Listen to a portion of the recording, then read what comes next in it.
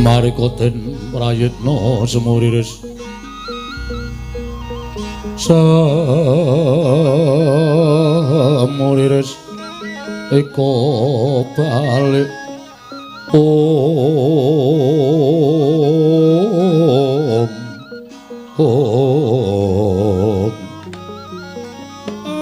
blegek kekugek sadulita mel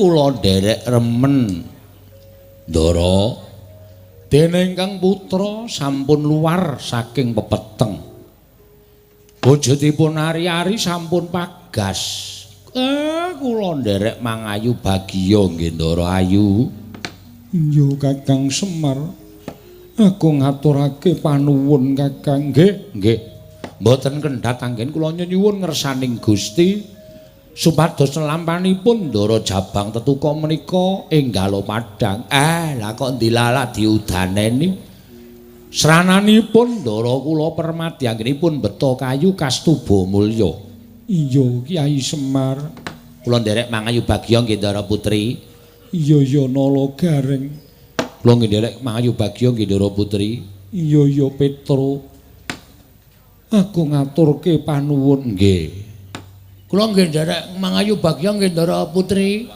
iya Bagong aku ngaturke panuwun terus kae mimik ora arep merono aku ngomong-ngomong arep apa to kok totok mudar ora wong kunangan Ndara Puntadewa disotke dadi cacing cilaka ora apa-apa anggere kunangan wong mancing ora masalah kok njur kunangan wong mancing ora Kyai Semar kula Den aku uga ngaturake panuwun Kyai Semar ingkang tansah tut wuntat marang lakune adhiku Permadi nggone upaya wujuding kayu kastuba mulya sampun niku pancen dadi kewajiban kula nggih mugi-mugi tansah winantu ing kamilujengan saengga mangke dewasanipun lare menika saged dados bocah ingkang migunani saged mikul dhuwur mendem jero kali wong tuwa langkung-langkung migunani tumraping kulawarga saya gedhe melih migunanana tumraping negari Ngamarta nggih Den iya Kyai Semar Badranaya mareka Den prayitna semuriris eka balik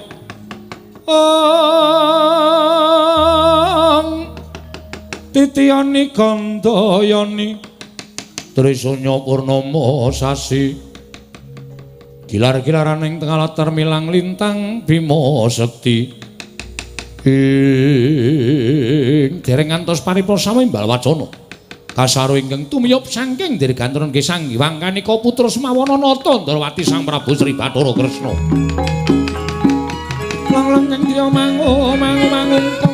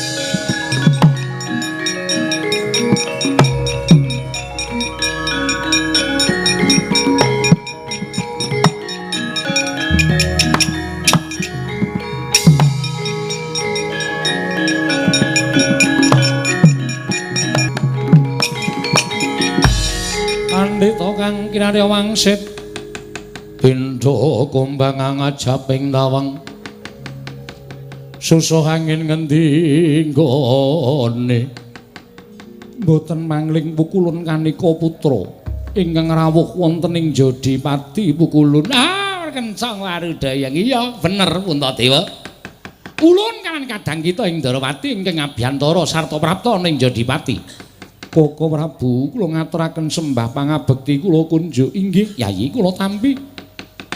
Sinuwun Darawati wilujeng Kakang Semar tansah winanting suka Basuki. Antrada kowe padha slamet. Kakang Semar wilujeng Kakang. Lho Gong percaya ora? Bathara Antrada basa karo Semar ndikna kowe nek nyeluk Semar marmir.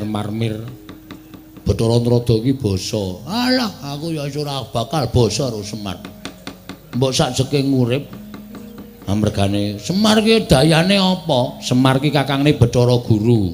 Berarti Semar ki kepala sekolah. Lho. Kepala sekolah piye kok kakangne Bathara Guru kok kepala sekolah? Jane kakangne Bathara sandure guru iki kepala sekolah. Wis menengo sik.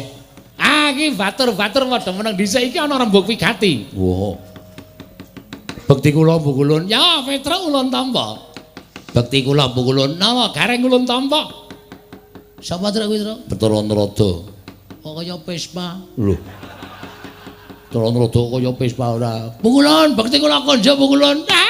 Ludulut kowe Bathara ludulut ngono kok. Bathara Antrada kok tak amplong ora.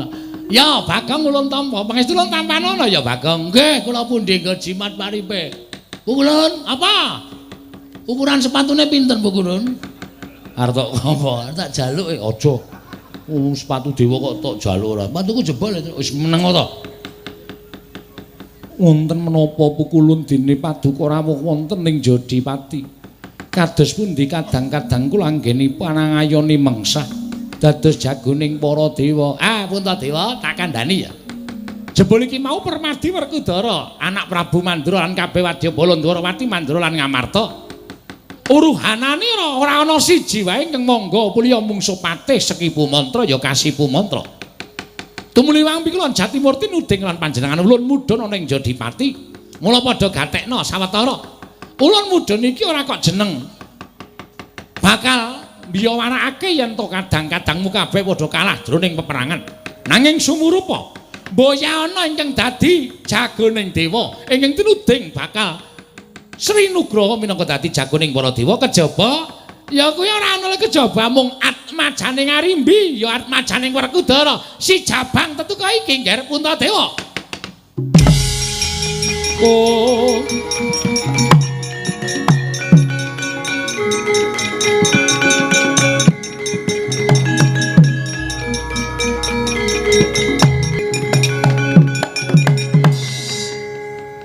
Prabu tinimbang anak kula kedadipun buta wonten ing kayiwangan minangka dados jagoning dewa.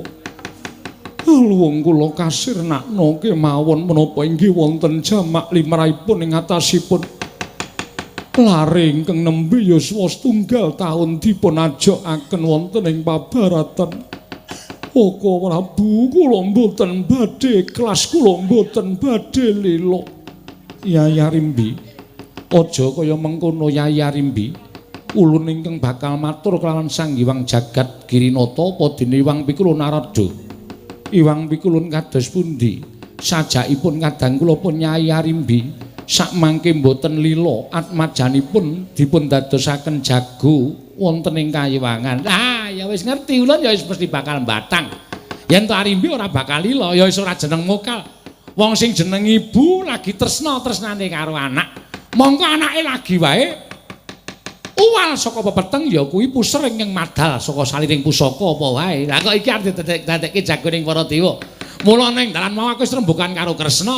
Iki mengko nek nganti Arimbi ora nglilakake wah wis cilaka. Piye Kresna? Nyata ta apa dadi pangandika ulun? Inggih, Pukulun. Namung semantana tasih wonten pengajeng-ajeng. Ah, pengarep-arep piye? Inggih namung Yai Samyaji ingkang sajakipun sakmangke dereng nyambut damel. Lho, urung nyambut damel gawe piye?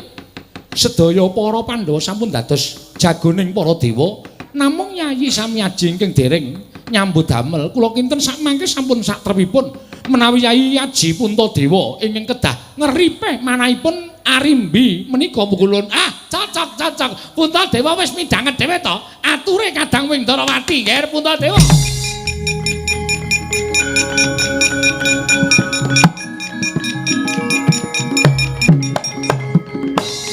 Arimbi wonten dawuh Koko Prabu. Yayi, kowe tak jarwani ya. Pacoban sing abot dhewe kuwi nglilakake marang katresnan. Mula ora aneh pendak-pendak dewa utawa Gusti nibake pacoban tumraping titah ingkang magepokan kelawan katresnan. Adat lupiya ingkang wis wong kang nampa pacoban mau ora bakal bisa ngiklasake kelawan katresnan. Contone Siadi nggone tresna kelawan Atmajamurat jeneng Mokal. Siadi kuwi ibu anakmu ingkang nembe semono yuswane. Sapa ta ingkang ora bakal awal sarta anggrundel yen to Atmajamu bakal digawa dening Iwang Pikulun Bathara Narada minangka jagoning para dewa. Nadyan wong wadon sak jagat iki mesti bakal anggondeli marang Atmajane. Nanging Yayi, kanthi cara mengkono kanugrahan ingkang bakal tinampa dening anakmu sira dhewe ingkang nyumpet marang kanugrahan kabukten kowe ora iso ngiklasake katresnan.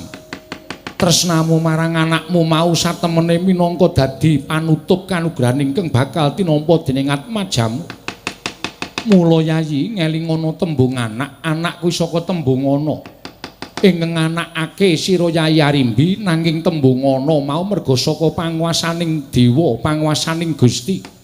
Anane Atmajamu bisa urip ana ing alam padhang merga diparingi dening Sang Hyang Jagat Girinata apa dening para Jawata.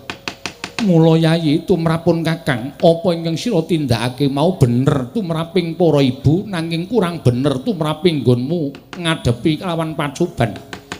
Ateges kanugrahan ingkang wis sumandhing dening Atmajamu si tetuka mbok ilangi dhewe sarana sira ora ngiklasake marang katresnan ingkang minangka dadi pacobaning sira Yayi Arimbi tumrap Atmajamu si jabang tetuka Arimbi.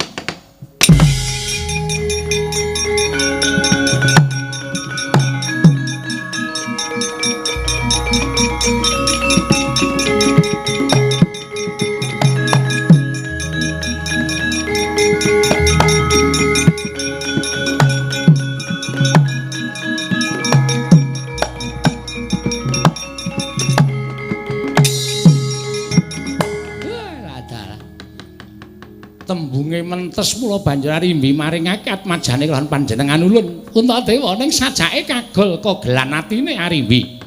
Pukulun kula ingkang badhe ngripe dhateng pun Arimbi. Mangsa borong dhateng kawlujenganipun jabang tetuka anggen paduka badhe dipun beto wonten ing Kayiwangan. Ya. Aja kuwatir bapakne ya isih mapan ning Kayangan. Kabeh wadyabala isih mapan ning Kayangan. Mengko yen ana apa-apa, ndak dawuh supaya kita nutuh lan Sang Hyang Jagat Girinata. Inggih Pukulun sembah kula ingkang nderekaken jengkar paduka Pukulun.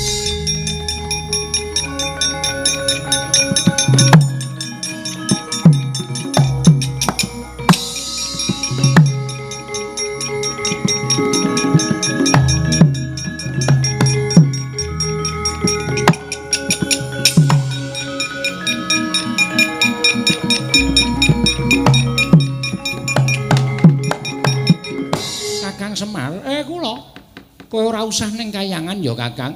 Mboten ndak malah ngrepot-ngrepoti atine Bathara Guru. Nek enten kula mengke ndak malah bingung penggali Manik Maya. Ya mung anak-anakmu tak jaluk tak gawane ning kayangan. Nggih. Nala Garing Petruk Bagong kuwi arep dikanthi ning kayangan karo Bathara Sinuwun Prabu Ndarawati. Oh nggih ngestakaken dawuh. Yoga mangkan ning kayangan. Yo. Numpak apa? Lho. Mabur. Oke, siap. Anak Semar kok ora iso mabur. Iso apa Bagong? Iso. Wis senengan mang tindak riyen kula mengko tekan ngerti-ngerti tekan rika. Nek ora tekan kono tegese kowe ora tresna karo Jabang Tetuka. Yakin tresna? Iya. Ayo Petruk nggih, monggo.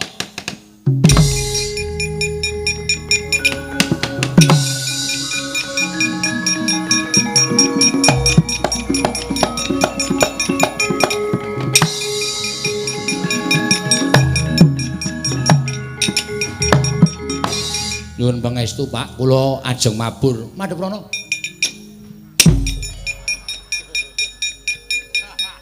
Kowe kok gleleng, Mir. Mir dengkurmu mlocot kuwi. Aku ditendang men tekan kayangan. Madhep rono. Wah, Petruk tendang iso bablas. Ampuh tenan semua.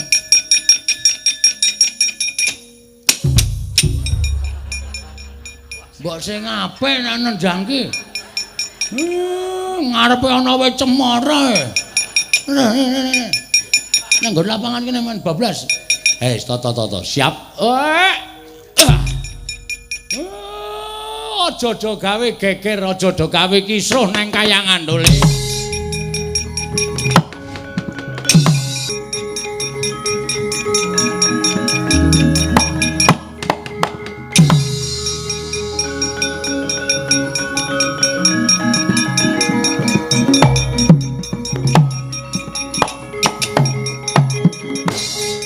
Sekiwu. Aja gleleng pacakmu gembelo sirahmu. Durung entek jagoning dewa Maragaya. Iki jagoning dewa Jabang Tetuka sirnakno boyongan para Suprapa. Hai.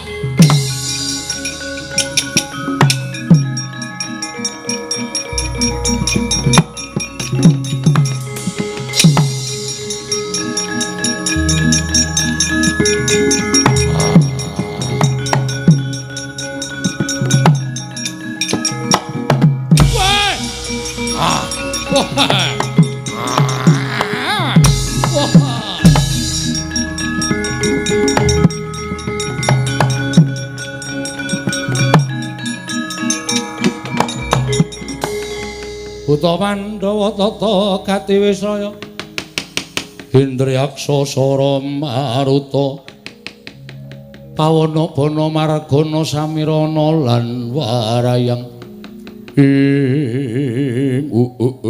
ladal dewa wis kenthek anakal jarine dadi pengayomaning titah nanging jebul dudu buta ingkang ora duwe watak kamanungsan dewane ya ora duwe watak kamanungsan lha kok dadi bayi wingi sore dijokke ana ing pabaratan aja ngopo Gong Semar le gajur kebablasan tekan dhewe tekan ngarepe pateh sapa ki tukang sapu Sekipu tukang sapu heeh Sekipu untung langsung mlayu aku mendelik mantane terus kowe ning kene wae kan delok-delok Jabang Tetuka kae arep mungsuh patih Sekipu aja mlubutke patih Sekipu aja nglerokke patih Sekipu mung sak derma nglakoni bocah nadyan kowe durung duwe dosa aja mbok anggap aku tumindak kaningaya karo kowe mung merga kowe dadi jagoning dewa kowe kudu tekaning pati saka tanganing patih Kasipu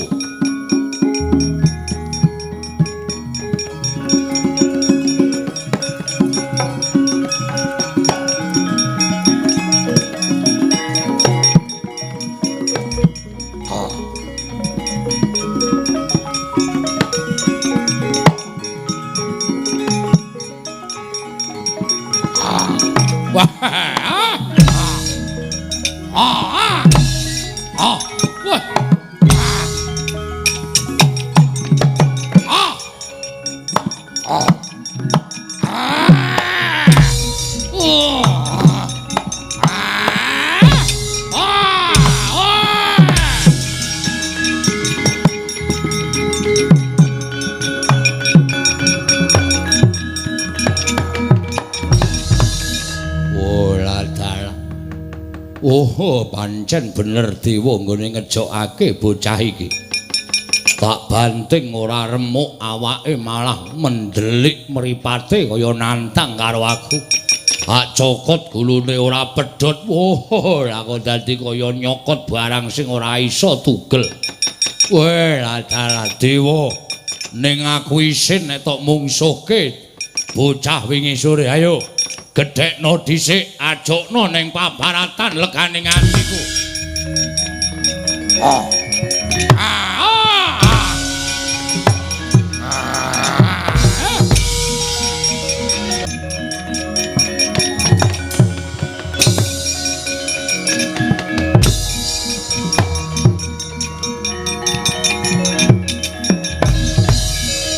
Leleng tenane lagi weruh iki nang bocah kok cokot buta ora apa-apa. Asem tenan iki. Kedadian saka lempung ya. Hus. Lempung jengkulmu ora. Aku weruh dhewe lho truk gulune iki cokot karo pate sapisu mau. Sapa? Sapa ta jenenge? Sekipu. Sekipu ora pedhot e. Ha iki malah duncal kirine iki. Pulun niki pripun niki bocah niki? Ah, merkenca arep dayang apa-apa.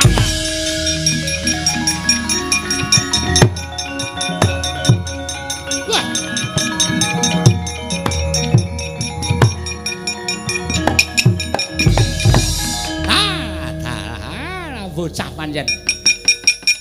Eling-eling ya turasing satriya tamtama. Mongko ibune ya nadyan wujud wanudya nanging kae turasing Nalendra. Ingkang Birawa sekti kalintang dayaning perang. Mula jeneng mongkane bocah iki kesinungan kadidane ingkang luwih. Dipun cokot pati sekipu mboten napa-napa. Nggih pukulun wah ketok tenan pukul. Kula weruh dhewe pukulun. Ya, ulun ya weruh. Kowe lho. Sampeyan nggih nonton to? Iya. Lho tuku karcis ora? Wus. Ora sasembrono to. Kita kuwi senengane kaya ngono. Iki kowe wong pikulun jagat Girinata bakal rampung mrene. Kowe aja padha rame. Nggih, pukulun ngestaken dawuh.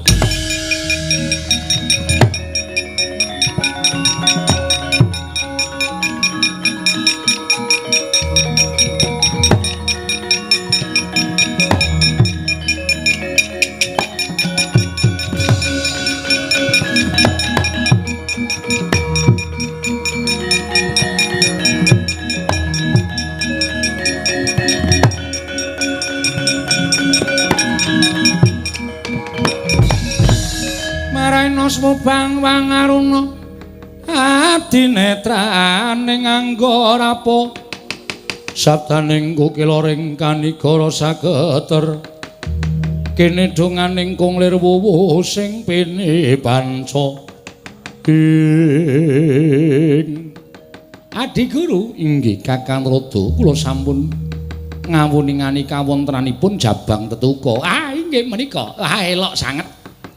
Namun nyatanipun Mati Sekipu boten purun mejahi debatipun Tetuka. Piyambakipun nyuwun supados lare menika dipun agengaken rumiyin tegesipun dipun siram banyu gege. Mboten Kakang. Lho, kok mboten?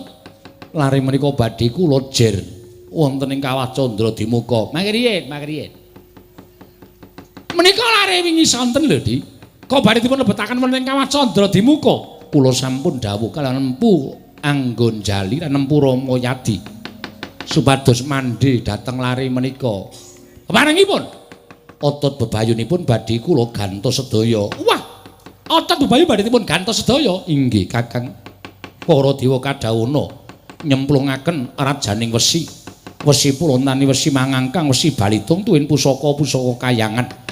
Dados rangkanipun Jabang Tetuka menika. Mangke menapa pejah? Kula ingkang tanggal jawab. Kakang Rada kemawon boyong dhateng Tetuka menika kacemplungaken wonten ing kawah. Sadaya para Jawata sampun samapta ing gati sawiga ing diri Kakang. Aduh iki engko nek tekaning pati bapakne nesu. Kayangan geger. Sampun Kakang Rada kula aturi nderek dhateng menapa ing dapun kula dawuhaken Kakang. Nggih, kula cobi cemplungke kawah Candradimuka. Kula semanggaken Kakang Rada.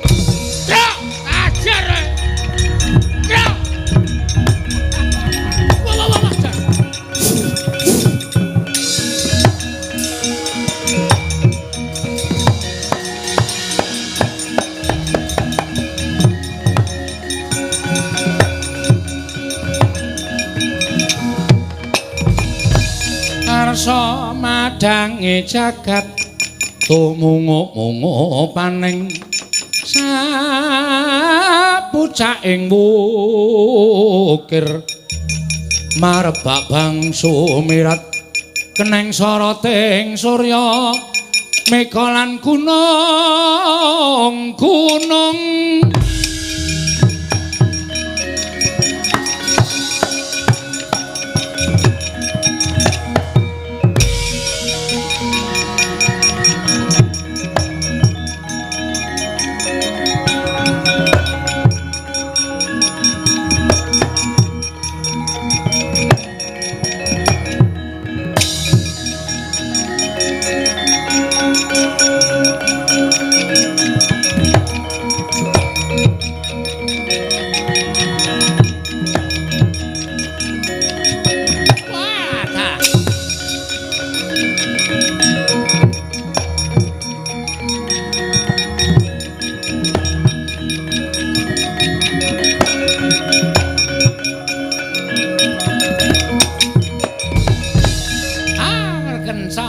Dayang Pak Pong.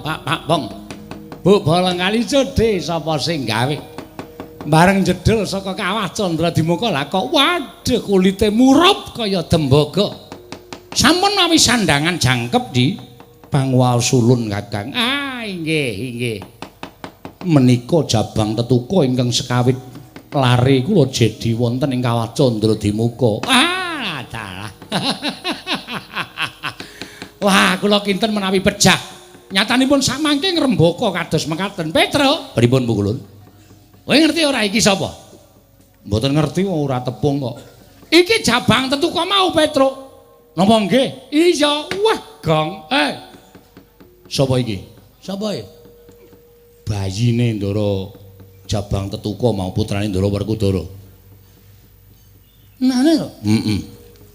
Bu Kulun, apa? Kula nyuwun dipun jadi. Kan dadekke apa? Kan dadekke cakruk apa piye? Njaluk dijadi karo ngopo? Aku pengen dadi kaya ngono, Tru.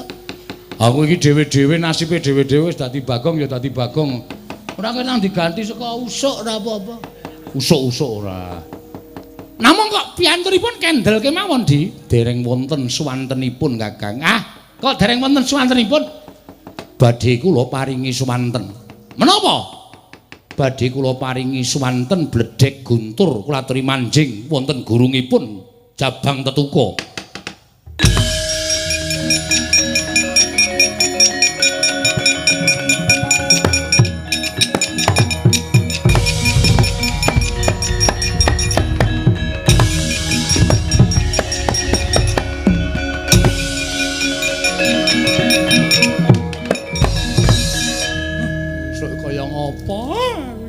Kepengin weruh. Habis swara kok nganggo bledhek, nganggo guntur to, Gong. Elok tenan. Aku nek nyuwara mesti wong mudhar kabeh. Mudhar kabeh. Jagat diobat swara glekek-glekek kaya sambar bledhek. Ya ora wong iki ming suarane kok. Sampun Kakang, sampun Di, sampun. Jabang Tetuka. Kula wonten paring adhawuh Bu Kulun. Lho, kok sampun jangkep tata kramanipun saking Pangwaos Sulun. Oh, ngaten. Kula ngaturaken sembah pangabekti kula kunjuk Bu Kulun. Waduh, suarane jan gandeng kaya bapakne persis. Wah, Werkudara iki nek weruh kaya ngene ndaiba kaya ngapa senenge. Kula ngaturaken sembah pangabekti. Iya, ulun tampa Jabang Tetuka. Namung lare menika dereng dipun paringi asma. Namanipun tasih Jabang Tetuka. Mugi jagat dados supaseksen. Lari menika badhe kula paringi tetenger utawi kekasih Raden Gatotkaca Kakang.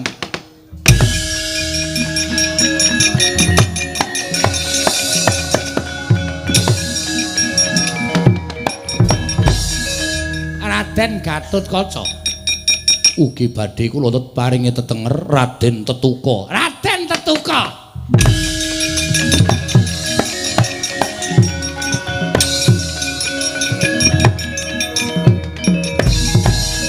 Ugi badhe kula paring tetenger Raden Gurundaya. Gurundaya.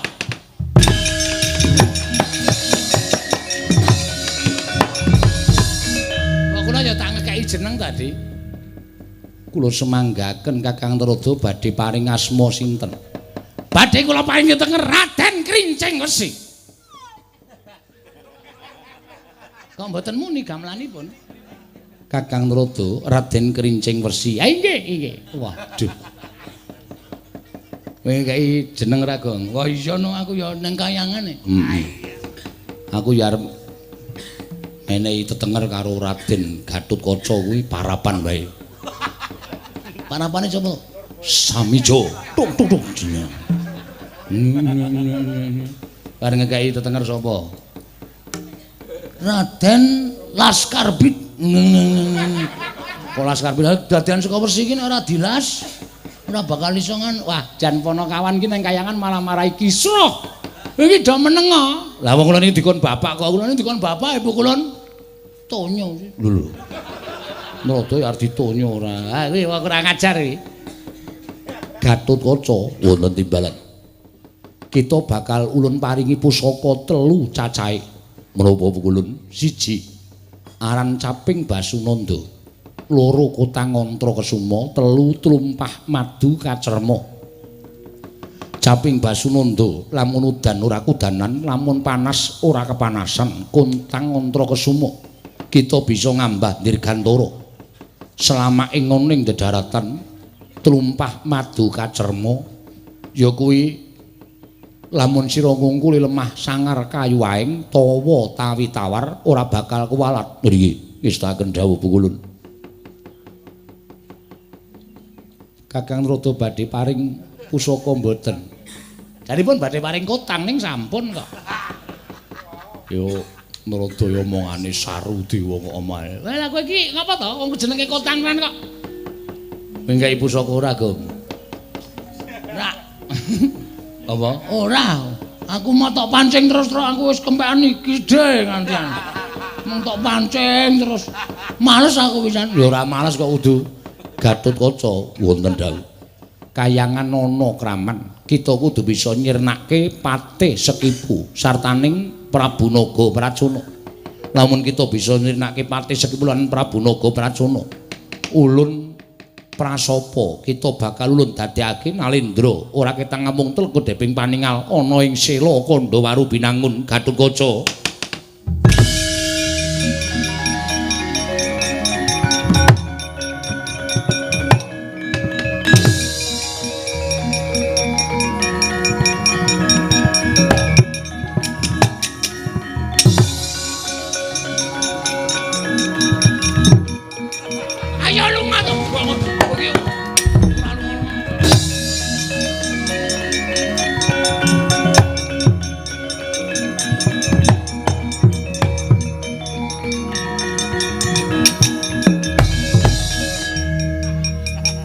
Sinten wong milahing Mas Tunama Sidam Sari.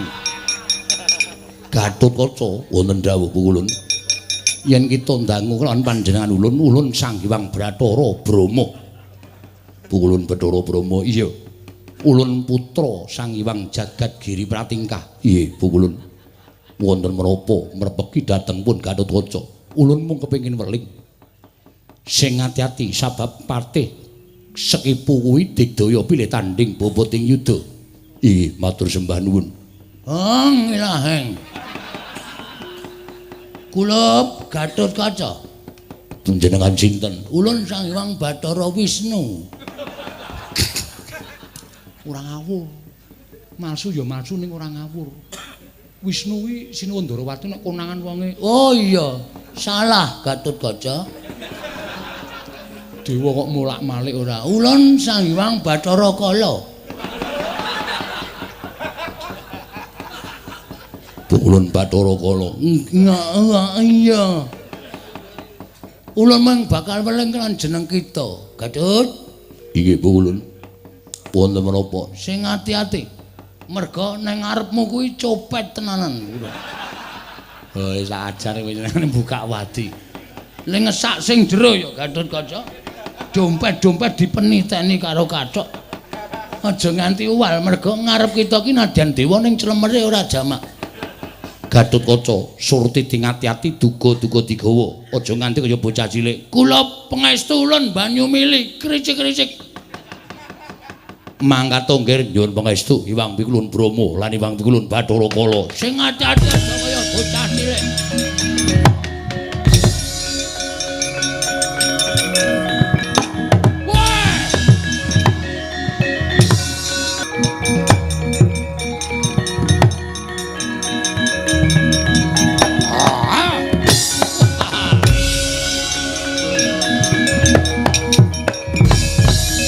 Gunjang gancing langit kelap-lapatun Lirgin sanging risang maweh gandrung sapa iki murup sak tebok dadane Jagoning Dewa Raden Gatotkaca. Raden Gatotkaca ya kowe sapa? Patih Sekipu Mantra. Dawing Iwang Jatimurti aku kene nyirnake Patih Sekipu Mantra. Wah gaglak limpamu Paradya.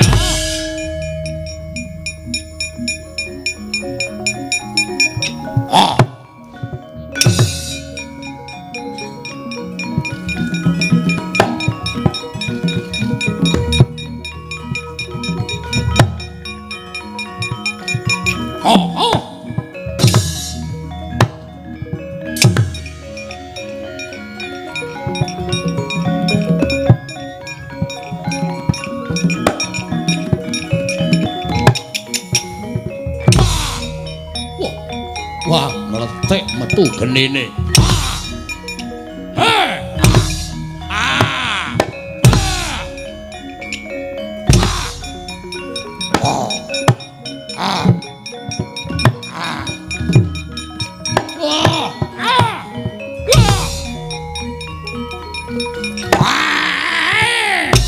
Wah, edan.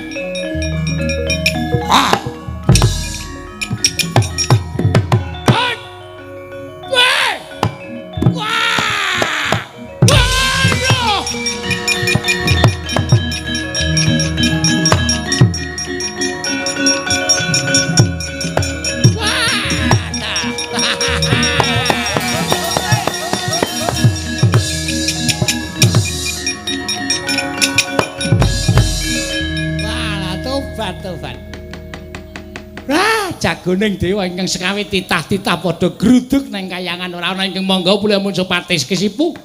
Lah kok iki Gatotkaca lah kok mengah peribasan telung kedheping maningal. Mbok apake nggih? Kula cokot. Lho Gusik aja nyokot. Kita kuwi nadyan to kaya ngapa? Kita ki turasing satriya tama. Ibu kita ya putri. Sing jeneng satriya aja nyokot. Patih Sekipu nyokot gulu kula. Tuwonten kula cokot kula wales. Piyambakipun pejah pukulun. Ah, iya ning sesone aja nyokot ya. Iya. Ora kena. Kita kuwi anadyan turun buta ning kita kuwi satriya. Nggih. Aja tak cokot. Mboten, nyuwun pangapunten pukulun. Ya. Kala wau kula sampun nyuwun pangestu kalian Bathara Brahma. Kalian Bathara Kala ugi sampun maringi pangestu kalian kula. Kosek ta. Aku ket mau ki ra ketemu karo Brahma kok kowe iso ketemu ki nendi? Wonten mriku. Menawi pukulun badhe pinanggih. Pukulun Bathara Brahma latri tindak mriki. Wong milahing. Mas Tunama Sidam Sekaring bawana langgeng. Celeng iki. Wonten apa bulan kuwi du Bathara Brahma ning Grama. Tegese kuwi pancen mawa.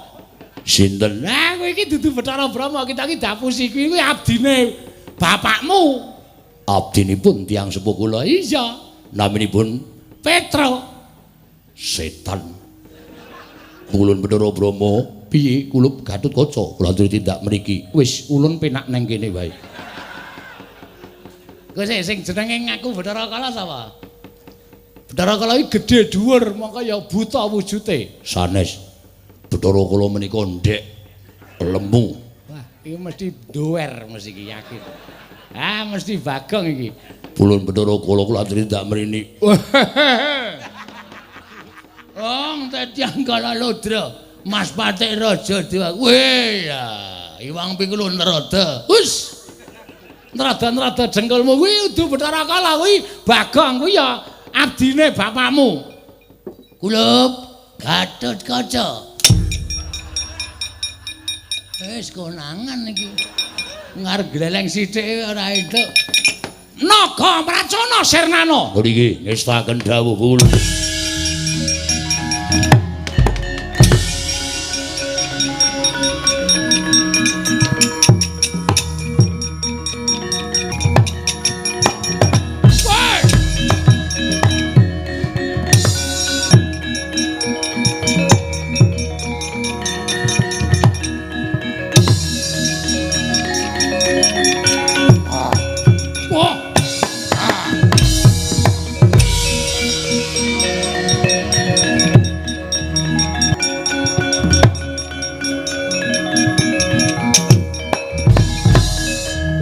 Kancing langit kelap-lapaton lir kincanging risang mawe gandrung ing dene ya Kang. Iki nganu lho iki apa jenenge iki siluman lho Tru. Kok siluman? Awake wong ndase naga. Mula jenenge Naga Pracana. Heeh. Medeni. Ilate cawang. Yes men. Sowe. Wani ngaglah ana ngarep aku nggonku bakal sumusul karo Patih Sekipu. Mula gage rungokno. Patih Sekipu mati ana ngrepat kepanasan. Lho, mati ana ngrepat kepanasan. Aku ingkang nyirnake. Wah, iblis lanatku arepe dhewe.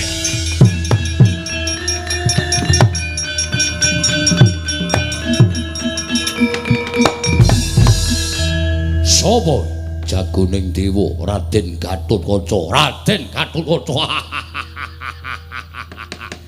Satriya bagus nggawa kirik loro. Yo dunekke kirik. Cokote terus aja. Wis rasa ngopo. Aku kan persis yo men rasa nesu to ora. Ora waton iso ngucap. Ora mudhun saka ing kayangan gawe geger ning kayangan. Aja takon dosa. Gatotkaca ingin sagu nyampurnake kowe gandul dasmu Baladewa.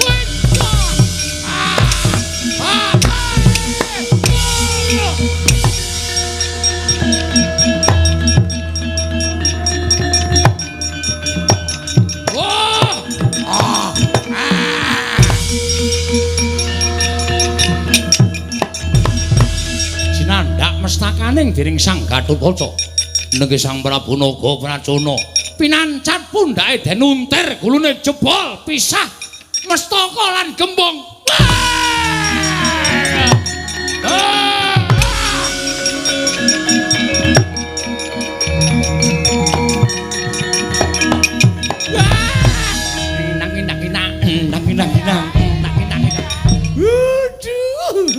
Nyenengke tandange jan. Wah. Swandak cek. Gong, rene.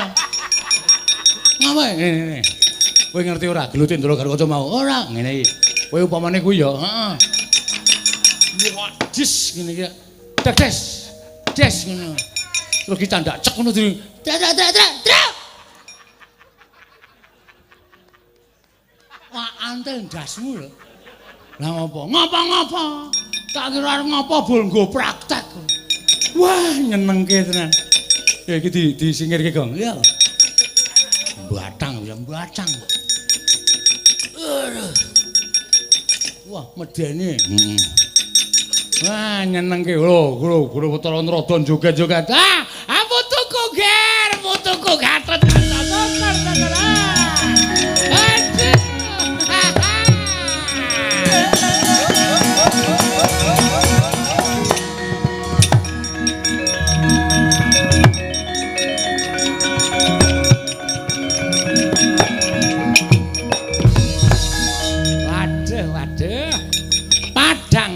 Kayangan barang putuku Gatotkaca ingkang tumandang karya Petra nun bapane kon rene bapane sapa bapane Tetuka bapane Gatotkaca oh nggih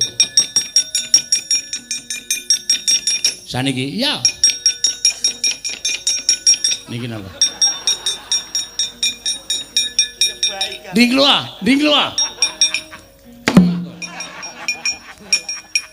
bapane Gatotkaca iki nggo abrak apa kelinci kaya ngene.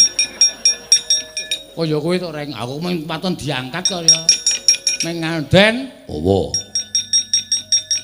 Lah ajeng prisa anak kula sing sakniki. Sapa? Mari. Lenggah riki. Iki. Anake sapa? Lho. Ora edan Petra nun mbok wis ta wis iki jam pira arep gojek terus iki karepe wis sesuk gampang meneh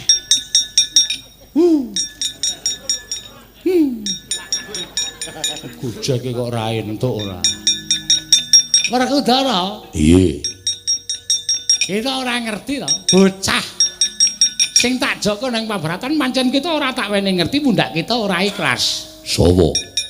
Iki Jabang Tetuka. Wah, aja guyon. Ora guyon, iki Jabang Tetuka. Ya anak kita yang wis diparingi asma dening Hyang Jatimurti Gatotkaca. Wah, edan.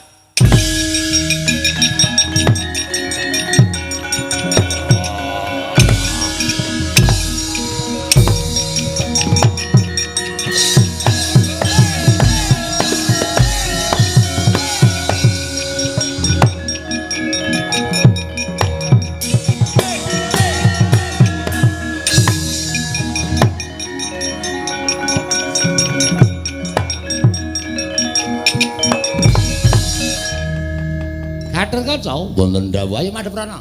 Inggih. Madeprana. Inggih. Ngaturke bekti. Menika sinten? Kuwi bapakmu. Waduh, Rama, kula ngaturaken sembah. Wah. Anakku.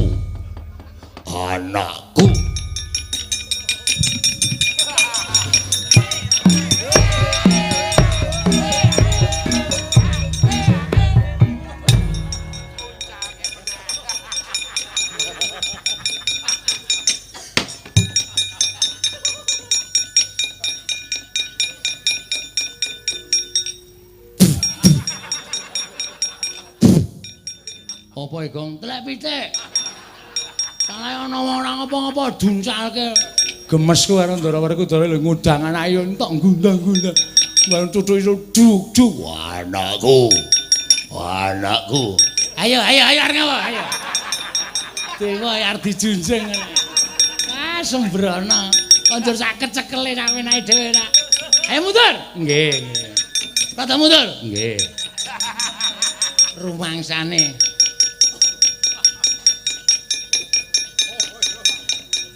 Ngopo? Niki sapa iki? Iki sapa? Lho, sapa kuwi? Lenggah sik.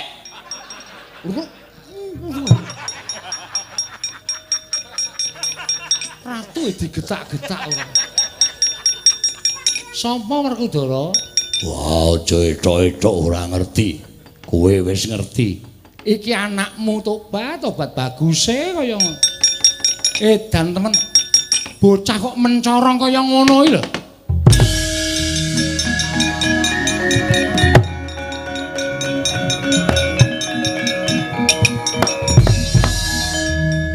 Menika sinten Kakang Mas? Anakku. Putra panjenengan Jabang Tetuka dijedi nang kawah. Wujude kaya ngono. Anakku ngger Gatotkaca anakku.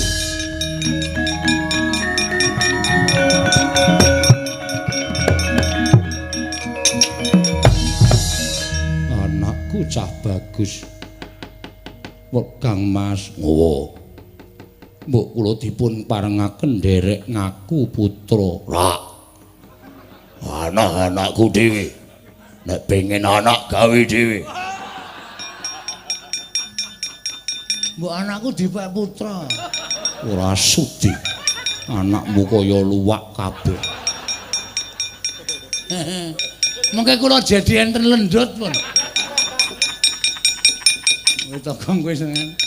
Kang Mas kula tak ngaku anak. Ora entuk. Werkudara iki apa to? Wong ya iki adimu to. Ngaku anak mbok ya wis ora apa-apa. Wah, ora, pokoke anak-anakku dhewe. Nggih ngaten kemawon benjang menawi ingkang rayi kagungan putra pawestri. Wanudya. Kang Mas kalian kula bebesanan. Wah, aja anakmu mesti elek. Lho. Werkudara kowe iki ngapa to? Wong Permadi iki bagus kaya ngene nek duwe bojo ayu anake mesti apik. Urung karuan kabeh momong didelok saka kelakuane sing lanang. Permadi iki nek ndi mesti ngeceh-ceh.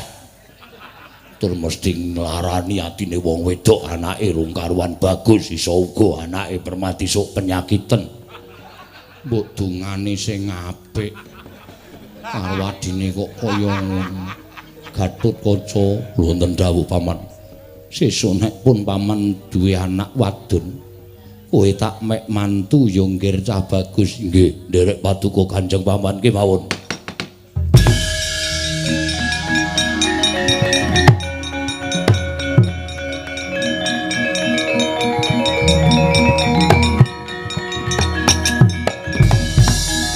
Wis, ndara Gatotkaca bakale sesuk nek ndara Permadi entuk anak, anu kagungan putra mesti terus dipek mantu Ndara Werkudara.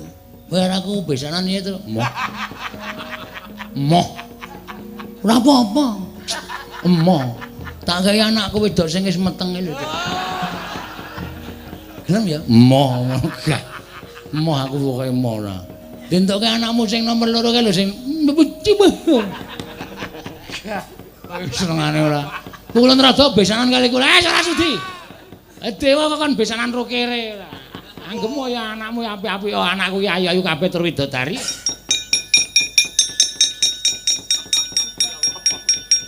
Iki ngopo lho Gareng? Mlaku-mlaku kok lho. Mangane ra ono kegiatan.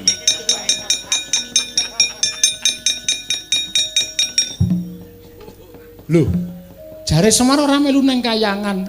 Kula nusul. Oh ya syukur Werkudara. Nggih. Syukur ya Yayi. Anakmu wis bisa njunjung derajating wong tuwa. Wis tukel nom-noman ingkang bakal ngaromake nusa bangsa lan negara ngamarta. Ya. Ana ndi Bagong? Goleki gunungan. Mpun iki urung. Oh ya. Kok susu iki apa ta ya? Selak kepoyo itu. Ayo dampet kok ya. Selak kepoyo. Mula Gatotkaca iki dadi pangareping nom-noman ingkang bakal ngarumake asmaning wong tuwa lan asmaning negara Ngamarta. Ya. Purnaning gati sura Sudirajaning Kang Rat. Suh brastekaken wasdaran stuti Werkudara. Ya, muga-muga wilujeng sak kabehe. Ya, Kresna kakangku. Ya, jajak.